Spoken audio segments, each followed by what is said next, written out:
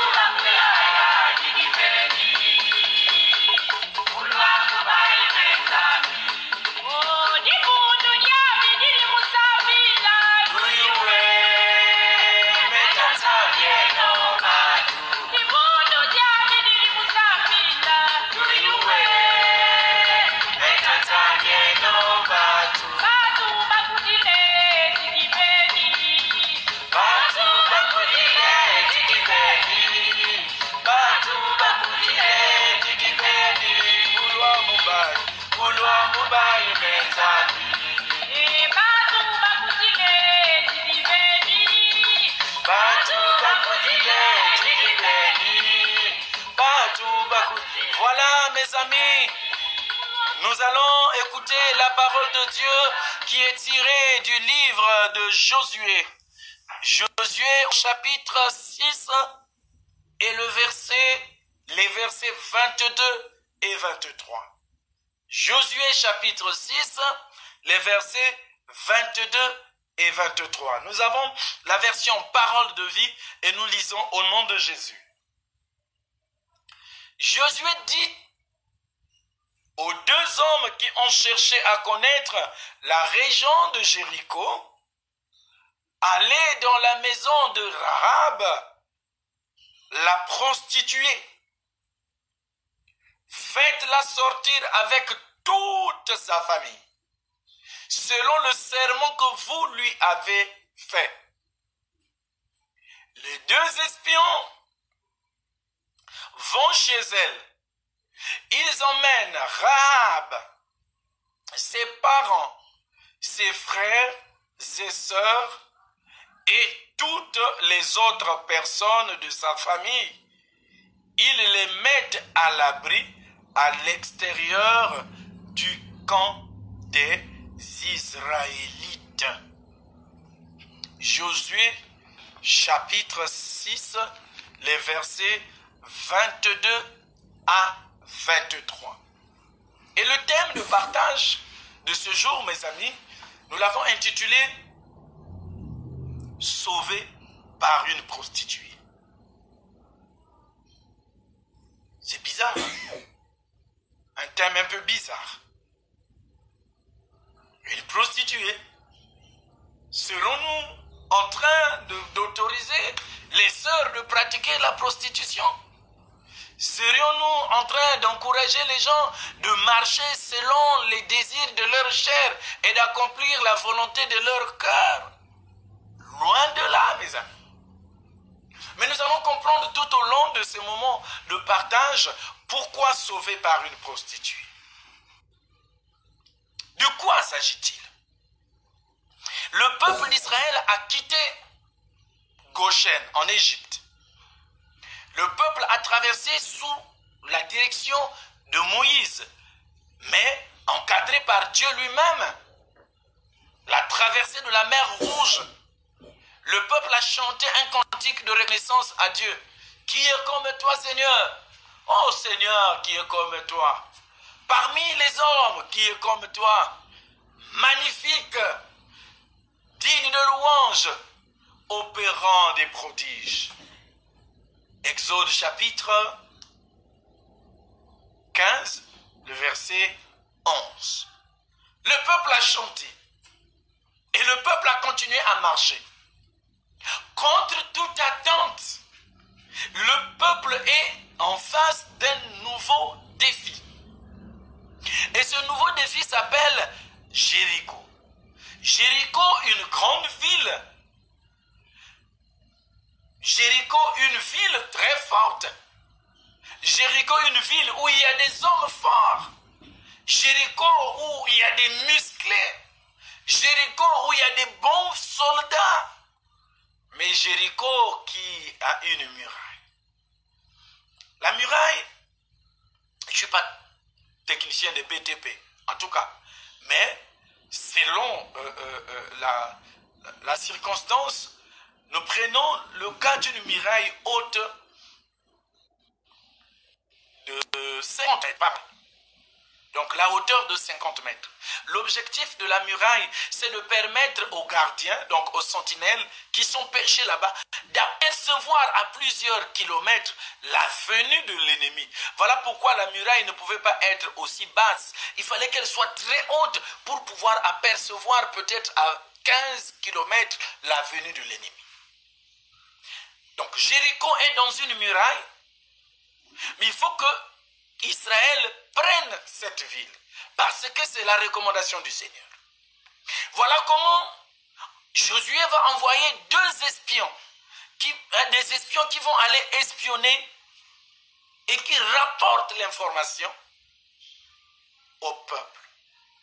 Et quand ils arrivent dans la ville, ces espions sont récupérés par une prostituée, une femme publique, une femme légère, une femme indigne, une femme sale.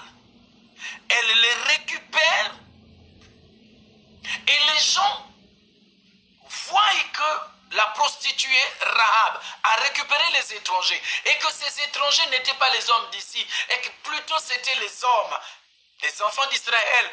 Les habitants de Jéricho ont voulu les faire arrêter pour les tuer parce que ce sont des intrus. Rahab, mes amis, cette prostituée va prendre ses espions, il va les mettre dans la chambre haute, les cacher même dans un grenier pour qu'on ne les trouvât point. C'est ainsi, quand les soldats, les autres personnes sont venus, nous pouvons lire cela dans Josué chapitre 2, quand on est venu vérifier, eh bien elle plutôt, va feindre d'avoir vu ces hommes-là partir. En réalité, non. Et c'est ce qui va se faire, mes amis. Les envoyés qui étaient venus pour les aider afin d'aller les punir, les tuer, étant partis, Rahab monte dans le grenier. Et voici le contrat qui va être établi entre Rahab, la prostituée, et les serviteurs de Dieu, les enfants d'Israël. Un contrat va être signé. Et c'est quel contrat? Rahab, une prostituée. Mais elle n'était pas une prostituée comme toutes les autres prostituées. Rahab va dire quelque chose qui va étonner. Rahab va dire que moi je sais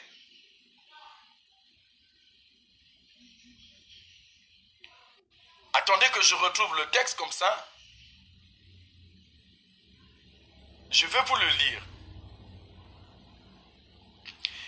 Josué chapitre 2, le verset, à partir du verset 8.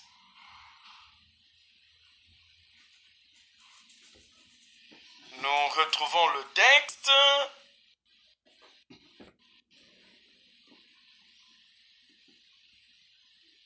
Écoutons. Je prends une partie. Je sais que... Non, c'est le verset 9. Pas le verset 8, le verset 9. Je sais que le Seigneur vous a donné ce pays. Nous avons tellement peur que tous les habitants sont découragés à cause de vous. Suivez bien. Rahab et les habitants de Jéricho sont au courant que Dieu, le Dieu d'Israël, qui leur a donné la liberté en Égypte, leur a fait traverser la mer Rouge, leur a déjà donné le territoire de Jéricho avant même que le peuple n'arrive dans ce pays. Alléluia. Vous comprenez ça? Rahab, une prostituée, mais qui est au courant que Dieu a déjà donné Jéricho entre les mains des enfants d'Israël. Et Rahab va ajouter, écoutons, le verset 12, toujours du chapitre 2. J'ai agi avec bonté envers vous. Alors, jurez-moi par le Seigneur que vous aussi, vous agirez avec bonté avec ma famille. Donnez-moi une preuve que cela est sûr en promettant ceci. Vous laisserez vivre mon père, ma mère, mes frères et mes sœurs et tous ceux de leur famille. Vous ne permettrez pas que nous soyons tués. Si on était dans le langage humain, on aurait dit, voici le deal entre une prostituée et les espions enfants d'Israël.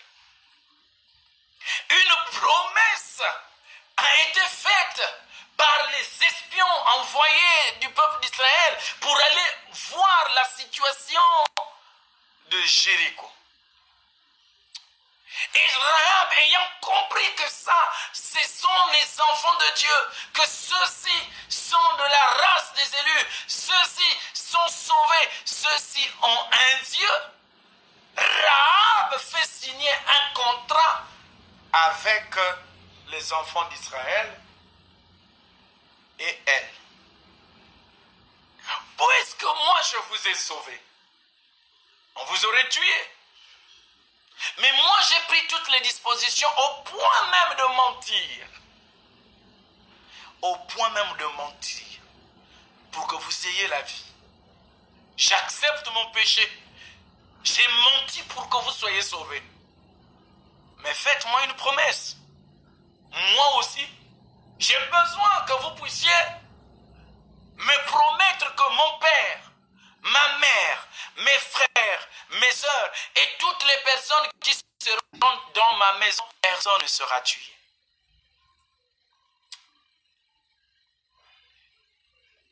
C'est dur, hein? Ça, c'est le langage d'une prostituée. Une prostituée qui connaît Dieu. Une prostituée qui est mauvaise parce qu'elle fait une vie de débauché, mais elle connaît que le peuple d'Israël, c'est le peuple saint de Dieu. Mon ami, la prostituée signe le contrat avec les deux espions et ils partent. Quand les deux espions arrivent, ils rendent compte à Josué, au peuple d'Israël pour dire, voici ce que nous avons vu, voici, mais il y a une prostituée là-bas qui nous a sauvés. n'eût été cette prostituée qui nous a fait sortir par la fenêtre, au point même que nous sommes tombés hors de la muraille, assurément nous serions morts. Le contraste ici, le peuple arrive et l'instruction donnée par Dieu, c'est que le peuple devait tourner la ville de Jéricho 7 fois, 6 fois, 7e fois. Ils ont donné un cantique. Les trompettes devaient sonner. Les cris à la gloire du Père. Et quand cela fut fait, finalement la muraille qui protégeait Jéricho est tombée. Alléluia.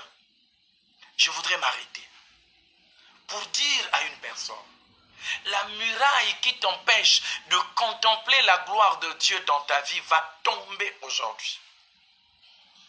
Cette muraille va tomber parce que toi, tu es la source de bénédiction pour ta famille.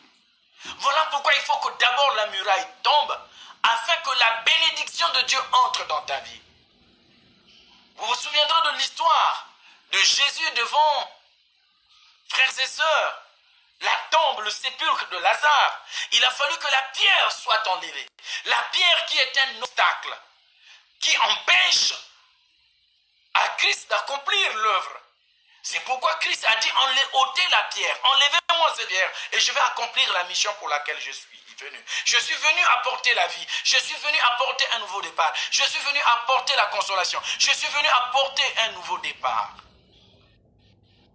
Il y a une muraille dans ta vie, ma soeur. Et tant que cette muraille ne va pas tomber, tu n'entreras pas dans ta bénédiction. Amen. Tant que cette muraille ne va pas tomber, tu n'entreras pas dans ta bénédiction. Il faut alors que tu fasses un effort personnel pour pouvoir demander à Dieu de t'aider afin que cette muraille tombe. Une fois la muraille tombée, le processus de ta délivrance est engagé. Le processus de ta liberté avec le monde du péché est engagé. Voilà comment la muraille tombée, les soldats du peuple d'Israël entreprennent possession. Cependant, Josué rappelle aux espions, vous qui connaissez la situation de la maison de Rahab la prostituée, vous qui avez été sauvés par Rahab, repartez vers la maison de Rahab, prenez toutes les personnes selon la promesse que vous avez faite à cette prostituée. Les espions entrèrent dans la ville, arrivèrent chez Rahab, et c'est l'objet de notre texte du jour. Ces espions prirent Rahab, la prostituée, ses parents, ses frères et sœurs, et les personnes qui étaient, donc les membres de la famille qui étaient dans la maison de la prostituée. Le texte nous dit, on prit ces personnes en les amenant hors du camp d'Israël, là où se trouvait le peuple d'Israël. On fit sortir Rahab et sa famille pour être mis à l'abri. C'est merveilleux, n'est-ce pas? C'est pourquoi nous avons donné le thème « Sauvé par une prostituée ». Mais Rahab, qui est une prostituée, n'est pas une prostituée comme les autres prostituées. Une prostituée qui avait la révélation. En réalité, Rahab est une personne qui avait déjà découvert la vision de Dieu, qui avait compris que Dieu est venu pour me sauver et qui déjà dans son cœur avait déjà donné une place de choix à Dieu. Voilà pourquoi il a pris les hommes de Dieu, il les a protégés. Il les a fait sortir. Rahab, en agissant ainsi, en sauvant le peuple de Dieu, s'est racheté de ses péchés. Ça sous-entend que le fait d'avoir accepté de prendre les enfants d'Israël, les protéger, les espions et les faire sortir, Rahab a accepté Christ dans sa vie, a accepté l'Éternel dans sa vie, et elle est devenue une nouvelle créature parce qu'elle a été sauvée par la suite. Voilà pourquoi nos frères de l'église salutiste ont toujours deux S sur leurs épaules. Sauvé pour servir. Rahab a d'abord accepté recevoir soit sauvée. Et elle est sauvée pour servir sa famille, afin que sa famille aussi soit sauvée. Alléluia. Alors la question est de savoir, qui est Rahab? Mais justement, Rahab, c'est moi, le pasteur Mourad. Justement, Rahab, c'est toi, Noélie, ma fille. Rahab, c'est toi, Lune. Rahab, c'est toi, Fiacre, mon fils. Rahab, c'est toi, Liliane. Parce que nous sommes des pécheurs. Et notre vie de pécheur est tellement sale. Mais Dieu a envoyé son missionnaire pour nous apporter la délivrance afin que nous aussi nous puissions sauver les autres. Alléluia. Rahab, une prostituée, donc moi qui étais un féticheur, moi qui étais un musicien, moi qui étais un soulard, moi qui étais un bandit, moi qui étais un, je sais pas, un cupide, un voleur, un corrupteur, je ne sais pas quelle sorte de péché j'étais en train de commettre. Dieu, représenté par les enfants d'Israël, a envoyé des espions. Ici, espion égale Jésus-Christ. Et la prostituée Rahab, c'est toi, c'est moi. Nous avons reçu dans notre vie Jésus-Christ. Nous avons accepté que Jésus entre dans notre vie pour nous apporter le salut. Alors le salut que Jésus nous apporte, ce n'est pas un salut qui doit s'arrêter à nous-mêmes. Mais nous sommes sauvés pour sauver les autres. Autrement dit, la mission que Jésus a donnée à ses disciples dans Matthieu chapitre 28, le verset 19. Écoutons. Allez, faites de toutes les nations des disciples. Allez, faites de toutes les nations des disciples. Allez, faites de toutes les nations des disciples. Les baptisant au nom du Père, du Fils et du Saint-Esprit. Première mission, c'est celle de partir. Mais avant de partir, il faut que soi-même on soit libre. Voilà pourquoi Rahab a reçu les espions. Rahab a donné à manger aux espions. Rahab a tout fait pour s'ouvrir aux espions, pour dire j'accepte, je reconnais que l'Éternel vous a donné cette ville. Je reconnais que Jésus est mon sauveur. Je t'accepte dans ma vie, Seigneur. Voilà pourquoi tu entres dans ma vie. Oh, Rahab est une prostituée extraordinaire. Rahab n'est pas comme les autres prostituées qui refusent de recevoir les pasteurs, qui refusent d'écouter les hommes de Dieu, qui refusent d'accepter que Jésus est venu pour leur donner la vie. Elles restent dans leur vie de prostitution. Mais ici, Rahab, la Bible ne nous dit pas qu'après que Rahab ait été sauvée, elle est repartie dans la prostitution. Non, Rahab a été sauvée. Elle a été sauvée pour servir. Elle a commencé à servir parce qu'elle a cru au Dieu créateur du ciel et de la terre. Dis-moi, tu étais prostituée? Tu vas dire, le terme prostituée est trop fort pour moi. Mais tu as déjà changé combien d'hommes? Combien d'hommes as-tu changé depuis que tu es sur terre? Ce n'est pas par ta force, je ne t'incrimine pas. Mais si tu es déjà à 10, si tu es déjà à 20, n'es-tu pas une prostituée? Si je suis déjà à 1000 femmes, c'est peut-être trop. Ce serait être semblable à Salomon. Mais si je suis déjà à 50 femmes, n'est-ce pas là une prostitution libidinale? Mais la prostitution n'est pas sexuelle. La prostitution est aussi spirituelle. Parce qu'il y a des gens qui sont des véritables prostituées spirituelles. Tel pasteur est venu ici, ils sont là-bas. Tel prophète est là-bas, ils sont là-bas. Tel maman Bikouni qui est là-bas, ils sont là-bas. Mais finalement, tu n'es pas fidèle même dans ta marche avec le Seigneur. Non, Dieu voudrait que nous soyons fidèles à lui. Et notre fidélité à Dieu est le gage de la réussite de la mission de Dieu dans notre vie pour sauver notre famille. Rahab a été sauvée. Et par ricochet, sa famille aussi a été sauvée. Oh, nous voyons dans l'église des frères et sœurs qui étaient de véritables pervers, qui étaient étaient des véritables truands, qui étaient des bandits de grand chemin. Mais quand ils ont accepté le Seigneur Jésus-Christ, le Seigneur a accepté de leur accorder un nouveau départ. Alléluia. Mon ami, Dieu t'accorde un nouveau départ. Et accepte le nouveau départ que l'Éternel te donne. Dieu a accepté de donner son Fils pour que tu sois sauvé. Mais malheureusement, certains ferment leur cœur à la grâce de Dieu. Dieu qui a envoyé son Fils de le ciel pour venir sur terre. De la même manière que les enfants d'Israël ont accepté de prendre leur pour les envoyer à Jésus, afin qu'ils aient racheté ce qui pouvait être racheté. Et malheureusement, il y a des gens qui n'ont pas accepté. D'autres, au contraire, ont voulu les tuer.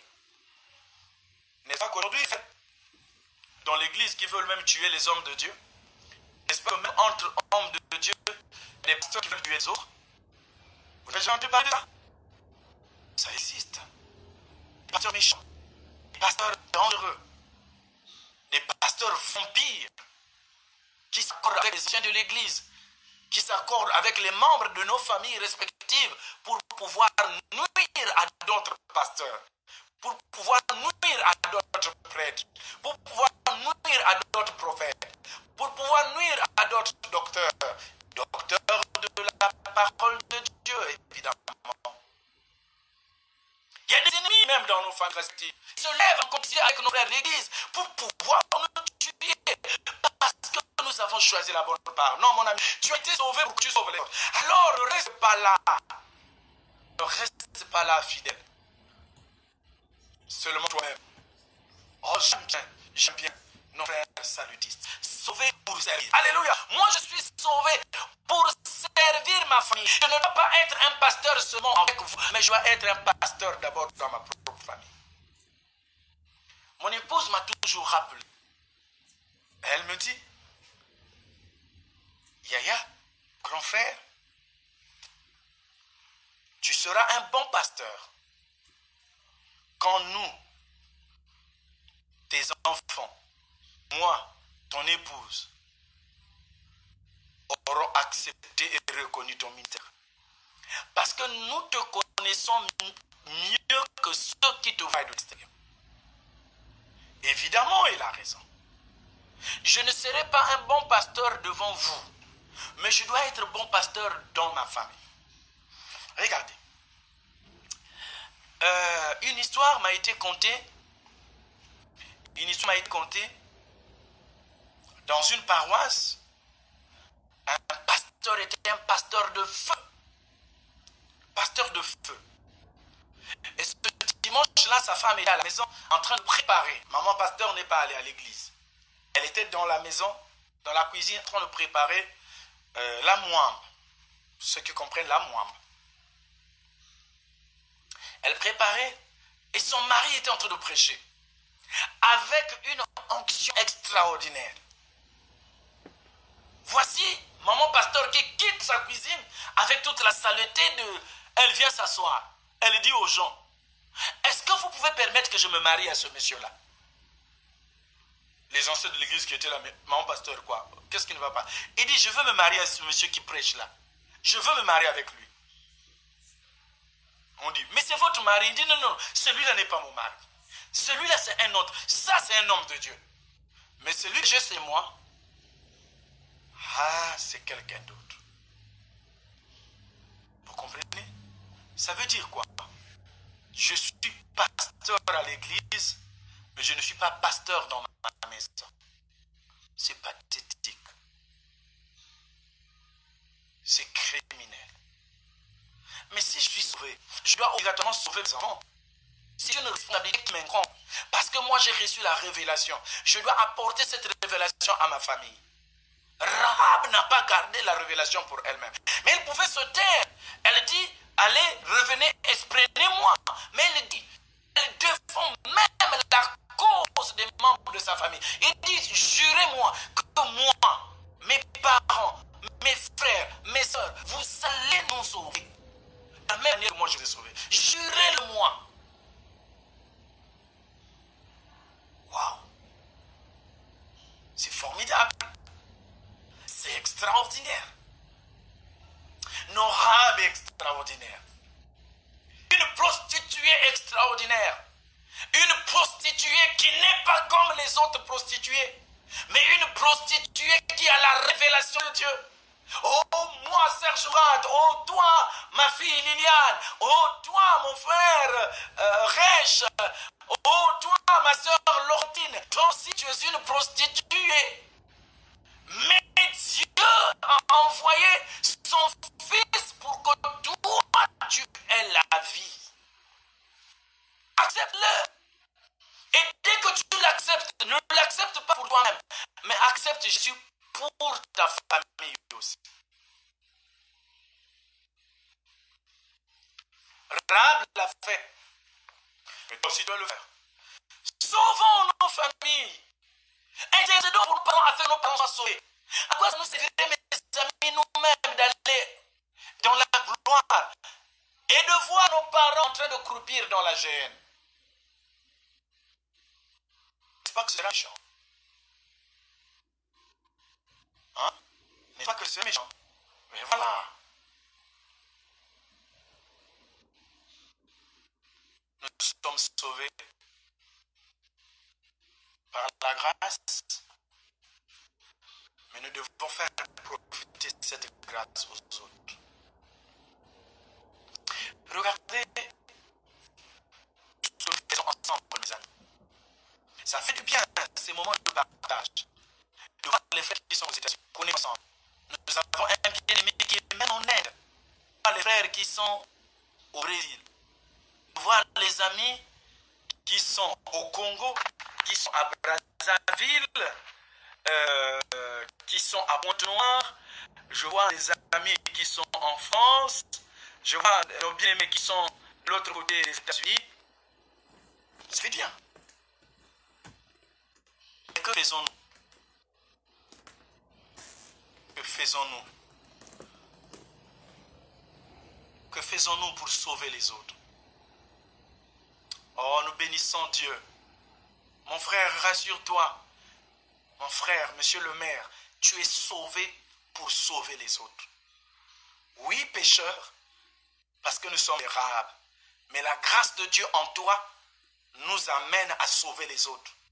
Dans ton milieu, mon cher frère, tu as l'obligation de témoigner aux gens que tu appartiens à la race des élus. Ne plus être là cramponné dans notre vie de pécheur. Non, hein, ma soeur. Ne plus être là attaché à notre péché. Rahab a compris que ce qu'elle faisait était mauvais. Alors Rahab a couru vers les hommes de Dieu. Et elle a saisi la grâce qui lui a été faite d'être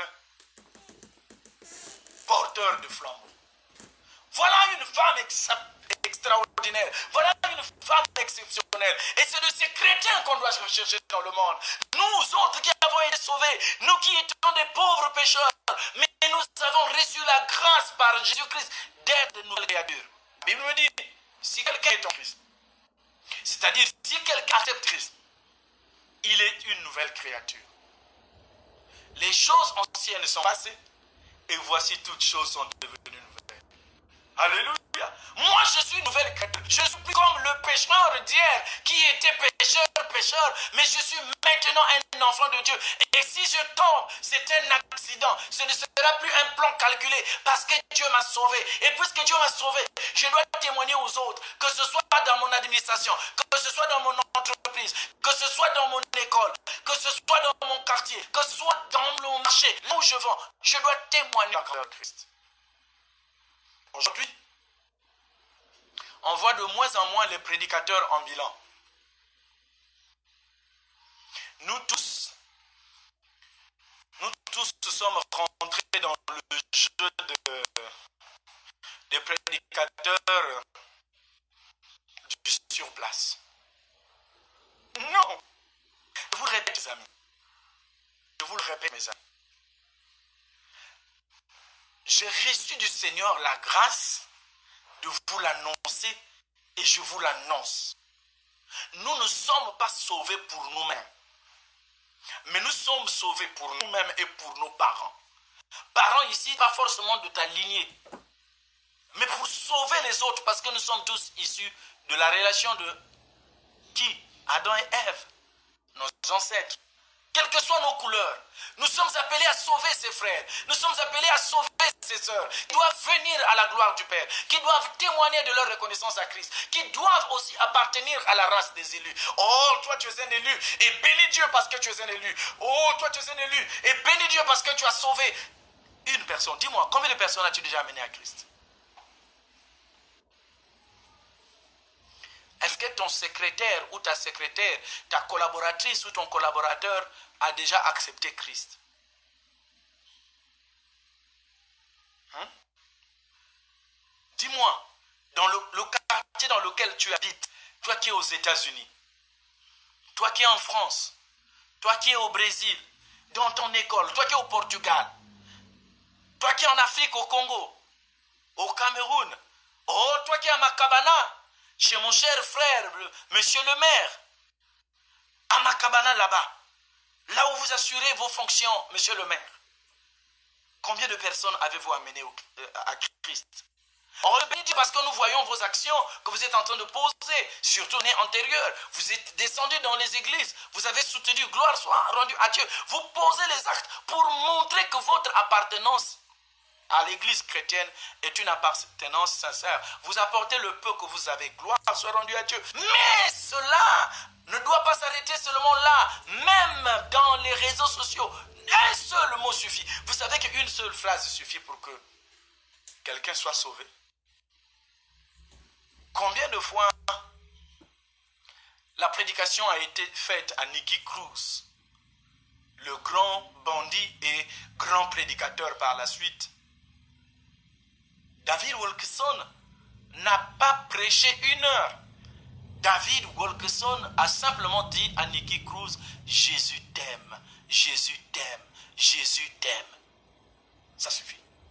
Et cette prédication s'est fait entendre dans les oreilles de Nicky Cruz comme étant une bombe. Il prend les coussins, il s'enferme les oreilles, il entend une voix qui crie « Jésus t'aime, Jésus t'aime, Jésus t'aime ». Et une petite phrase comme ça suffit pour que nos collaborateurs, que nos amis, nos collègues dans le marché, nos collègues dans l'entreprise reconnaissent que Jésus est Seigneur. Nous n'avons pas besoin, mes amis, après avoir prêché qu'il y ait 1 milliard de personnes qui témoignent. Non, la Bible me dit, dans le ciel, il y a une grande joie pour une seule âme qui se répand. Une seule personne. Une personne. Si nous gagnons seulement une personne à Christ, gloire à Dieu. Si nous gagnons 2, gloire à Dieu. Si nous gagnons 10, gloire à Dieu. C'est ça notre mission. C'est pourquoi la prostituée n'a pas gardé le salut pour elle-même. Elle a partagé le salut aux autres. Et elle a reconnu qu'il n'y a de salut en aucun autre qui nous ait été donné dans le ciel, sur la terre et sous la terre, par lequel nous sommes sauvés. C'est le nom de Jésus. Le nom de Jésus. Le nom qui dépasse toute autorité. Rahab a été amenée dans le, pas dans le camp, mais au-delà du camp des enfants d'Israël, parce qu'elle est la bien-aimée. Toi aussi tu es le bien-aimé de Dieu. Dieu t'aime. Je répète, Dieu t'aime. Et il t'aime malgré tes péchés. Il t'aime malgré tes fautes. Ne reste pas assis que moi je suis pécheur, que moi je suis menteur, que moi je suis cupide, moi je suis voleur, j'appartiens à une secte et je ne fais plus bouger, je reste là. Non, non, non, non, non, ne reste pas là, bouge. Bouge. Sors de là pour que tu sortes les autres qui sont encore là-bas.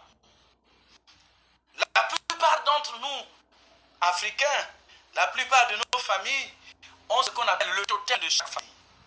Et toi, tu as été béni par Dieu. Tu as rencontré la vérité de la parole. Et la parole t'a rendu libre. Tu dois amener tes parents à sortir du totem de la famille. Dans certaines familles, le totem, c'est le tonnerre. Dans d'autres encore, c'est le buffle. Dans d'autres, c'est la panthère. Hein? Différentes totems. Mais toi, tu as fait la grâce d'être délivré du totem d'Afrique. Mais tu es là. Prie Dieu qui te donne la force d'aider ta famille aussi à sortir et aller vers le salut. Le salut se trouve en Jésus. Le salut se trouve, pour le cas de Rahab, se trouvait auprès des espions et peuple Israël. Voilà pourquoi Rahab a été sorti. Amené donc comme ils se sont sauvés. Toi aussi tu es sauvé. Mais tu n'es pas sauvé pour continuer à rester dans une vie de perversion. Tu es sauvé pas pour demeurer assis là. Si déjà, c'est-à-dire je suis déjà mort, alors je reste là. Non, non, non, non. Nous sommes sauvés. Et le salut de Christ est un salut total. Total. Et puisque nous sommes sauvés, nous devons être les évangélistes, nous devons être les prédicateurs, nous devons être les annonciateurs du royaume du ciel, dans notre famille d'abord, dans notre quartier, dans notre ville et jusqu'aux extrémités de la terre. C'est la recommandation du Seigneur. Allez, travaillez, annoncez la parole, mais commencez d'abord par Jérusalem, allez en Judée, allez en Samarie, allez jusqu'aux extrémités de la terre. Commençons par évangéliser notre famille, notre épouse. Commençons par convaincre cette première personne qui est notre épouse et notre époux. Quand nous aurons amené notre époux, notre épouse à Christ, le reste va réussir. Parce qu'il n'y a pas quelqu'un qui nous connaît mieux que nos partenaires. Vous savez, mes amis, quand le Seigneur, pendant que j'étais encore actif professionnellement, j'étais dans une grande entreprise internationale, la Compagnie nationale des pétroles de Chine. Le Seigneur me dit, démissionne et va étudier pour me servir. Je prends la résolution de faire un voyage, d'aller voir la réalité au Cameroun. Je suis allé, j'ai visité les universités et facultés de théologie protestante ou évangélique. J'ai fini, je suis revenu et puis j'ai dit à mon épouse, je m'en vais étudier, je démissionne. Ah, ça a été un boom. Ça a été très difficile. Mais je rends grâce à Dieu. Au début, quand on l'appelait maman pasteur, elle réagissait avec violence. C'est lui le pasteur, pas moi. Ne m'amenez pas là. Mais aujourd'hui, elle est fière d'être appelée maman pasteur.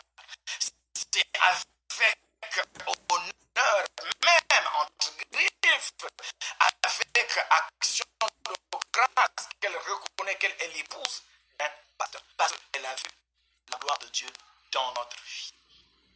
Dis-moi, tu as été sauvé? Gloire à Dieu. Mais si tu as sauvé, est-ce que tu as sauvé ton père? Ton père est toujours des fétiches. Ton père appartient toujours à des sectes, à des rituels traditionnels. Et ta mère est toujours une femme qui trompe toujours ton papa. Tu le sais. Et tantôt tu l'encourages même. Tu es sauvé, gloire à Dieu. Mais tes collègues au service continuent à voler l'argent de l'entreprise. Tu vois, je ne dénonce pas. Tu es sauvé, je dis oui. Mais pourquoi continuer à vivre ensemble avec des pervers? Or, la Bible me dit, fouillez les mauvaises compagnies, car les mauvaises compagnies corrompent les bonnes mœurs. Aujourd'hui, il est triste de constater qu'un chrétien va s'amouracher d'un véritable truand, un vrai païen. Bon, c'est vrai, hein? Mon ami Freud va me rappeler que moi n'est pas mon maître dans sa propre maison. Je le consens. Oui. Mais la Bible aussi nous dit que nous n'avons pas à nous attacher des services ou dans une relation avec un païen. Mais si cela est déjà arrivé, vous y êtes déjà. Il y a même des enfants qui sont là. Alors il faut fléchir maintenant les genoux. Sauf si c'est une recommandation du Seigneur que vous soyez avec un païen, allez-y. Mais si ce n'est pas le cas, l'idéal serait de ne pas s'amouracher d'un païen. Parce qu'il y a de fortes chances que lui t'emmène vers le monde, que toi tu l'amènes vers le Christ. C'est possible. Notre prière aujourd'hui, de la même manière que Rahab a été sauvée elle-même et a sauvé ses parents, de la même manière que nous aussi nous devons sauver nos parents parce que nous-mêmes nous sommes sauvés. Dieu t'a sauvé pour que toi aussi tu sauves. Dieu t'a sorti du bourbier pour que tu sortes les autres du bourbier. Sois alors un canal de la communication de l'autorité de Dieu et de sa grâce dans ta famille, dans ton entreprise, dans le bus que tu conduis. Regardez par exemple, nous voyons les chauffeurs de bus. Tu es chauffeur de bus, du matin jusqu'au soir, la musique que tu mets dans ton bus, c'est ce qu'on appelle la musique profane. Vous voyez? Mais est-ce que moi j'ai besoin, est-ce que j'ai besoin toujours de prêcher tel que je prêche? Non! Mais il suffit simplement que je mette dans mon bus exclusivement la musique chrétienne. Qu'elle soit en anglais, qu'elle soit, je sais pas, en chinois, qu'elle soit en poulou, qu'elle soit en poulou, ou en fon, ou en mileke, je ne sais pas quelle autre langue. Au moins, je sais qu'il y aura dans ce bus un balé, il y aura dans ce bus un kuni, il y aura dans ce bus un tsangi, un anglophone qui va écouter le message chanté par ce cantique. Mais très souvent on a honte. Très souvent on a honte.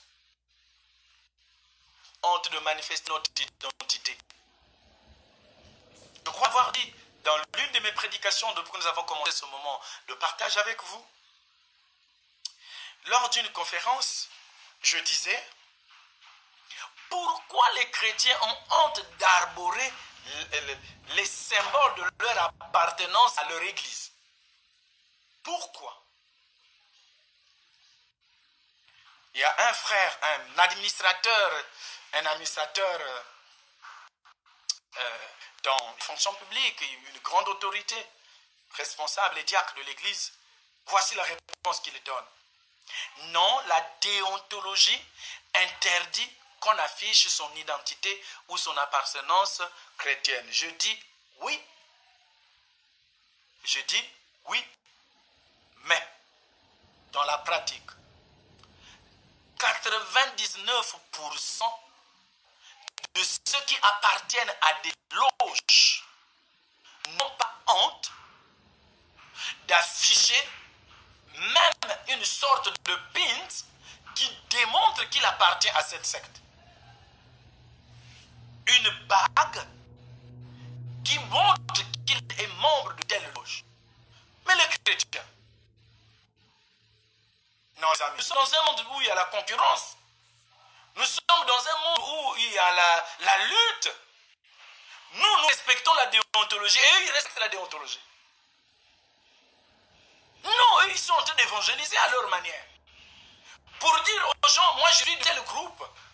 Même quand ils signent leur signature, il y a des signes symboliques qui montrent leur appartenance à telle école initiatique. Mais les chrétiens sont incapables de le faire. Même ta signature, mets une croix sur la signature pour montrer que tu es chrétien. Combien de gens sont prêts à le faire? Voilà. Nous avons honte. Voilà pourquoi, mes amis, très sincèrement, personnellement, le Seigneur m'a interpellé. Vous allez reconnaître que les premiers cultes que nous avons tenus ensemble, je pouvais me retrouver en tenue décontractée, c'est-à-dire simple. Mais le Seigneur m'a fait la remarque à travers une heure pour dire, ce que tu fais, Dieu voit. Et je voudrais que tu te mettes en tenue sacerdotale quand tu te présentes devant le peuple de Dieu. La recommandation du Seigneur. Et moi, je me mets dans ma tenue. Pour que toi qui me regardes, dès que tu regardes, tu sais que c'est un pasteur. Assurément, c'est ce que le Seigneur veut faire, c'est comme message. Et je m'incline, j'obéis. Témoignons notre attenance à Christ. Nous allons offrir un cadeau à un frère d'une Bible, même s'il n'est pas chrétien. Il va ouvrir, il verra c'est la Bible. Mais quoi, il me dit, c'est juste un roman. Lis. Et quand il va lire, il découvrira ce que le Seigneur cache. Plutôt ce que le Seigneur a communiqué à ses frères et ses sœurs. Nous achetons les cadeaux qui coûtent excessivement cher. Une voiture. Un homme offre une voiture à sa femme. Une femme achète une veste et offre à son mari. La Bible coûte combien? Elle coûte combien? Oh, mes amis. La Bible ne coûte rien. Surtout chez nous en Afrique. Quand elle est trop chère, les Bibles moyennes, comme celle que je suis en train d'utiliser actuellement, c'est la Bible Parole de vie.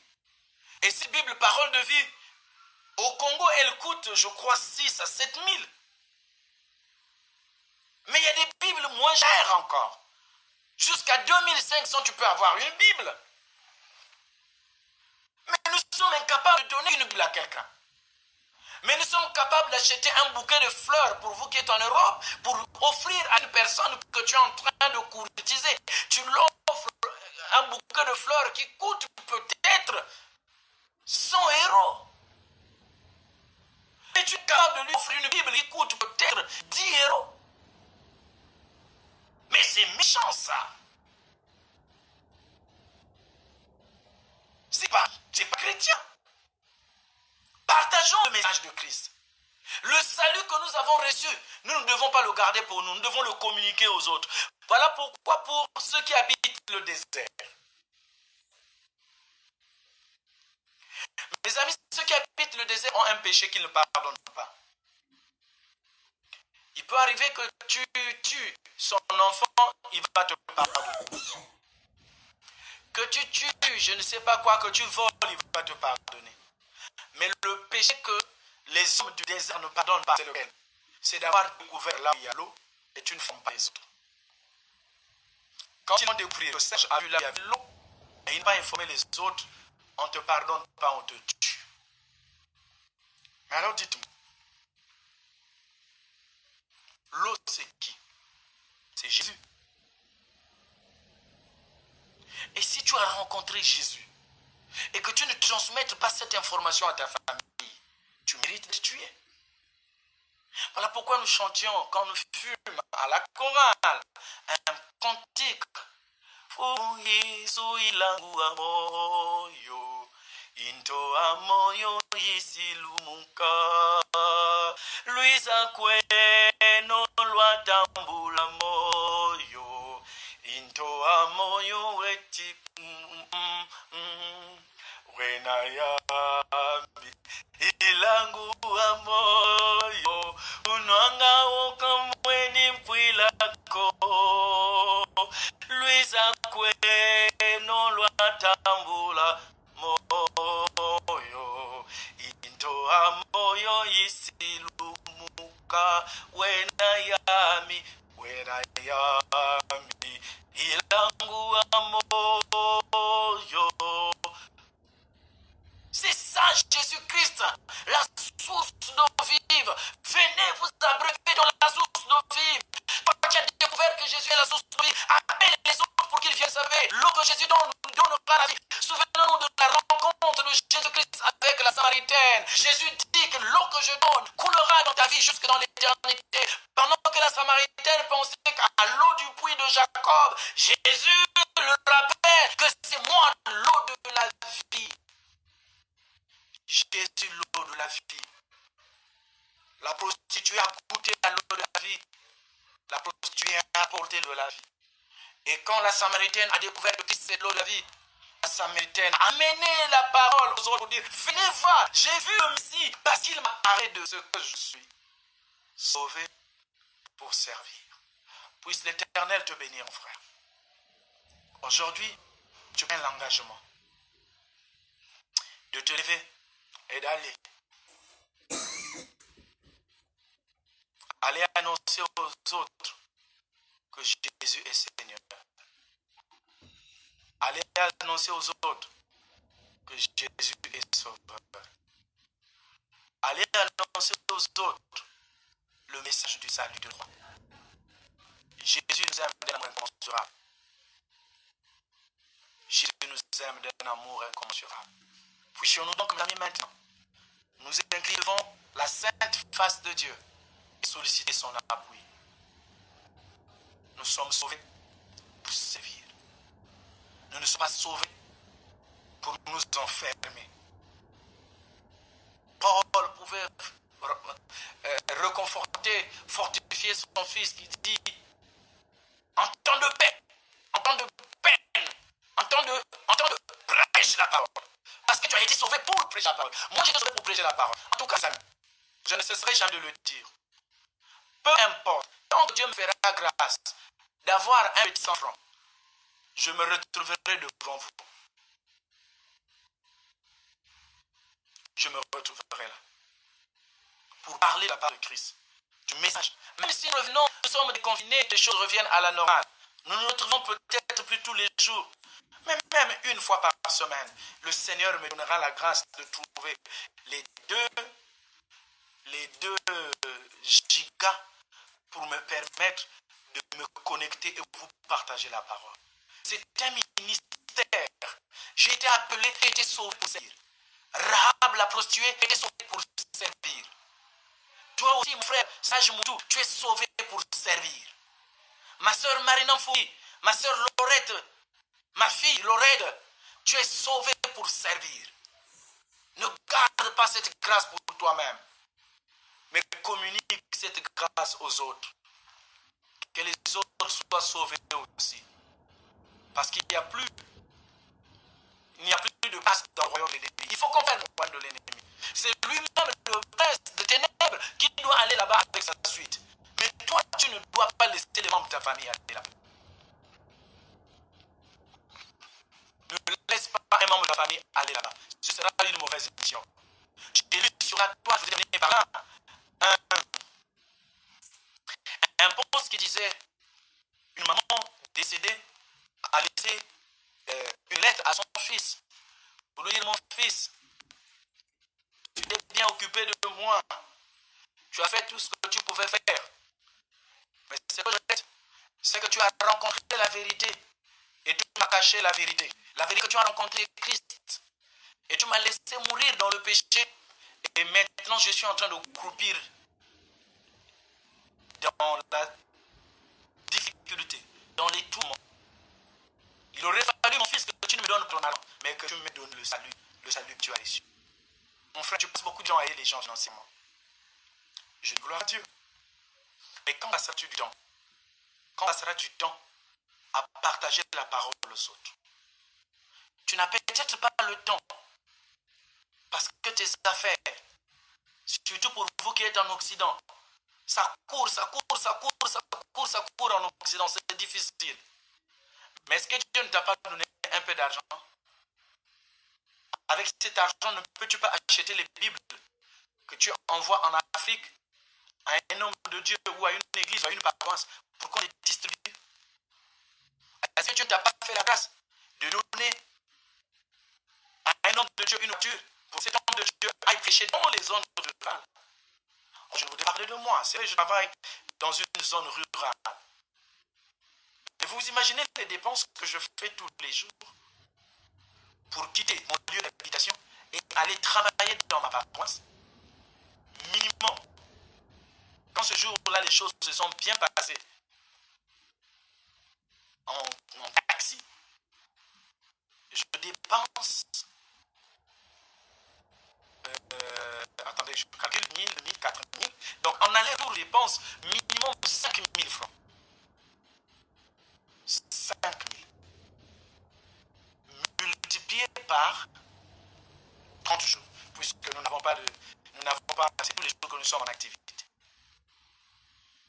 Je prends seulement mon exemple. Mais prenons l'exemple du pasteur évangéliste national. Il est appelé à aller dans les zones rurales. Le pasteur évangéliste régional, zone nord, zone sud, zone centre. Il est appelé à aller dans les fonds là-bas. Mais est-ce que nous ne pouvons pas lui offrir un véhicule 4x4 qui lui permette d'aller annoncer la parole un peu plus loin?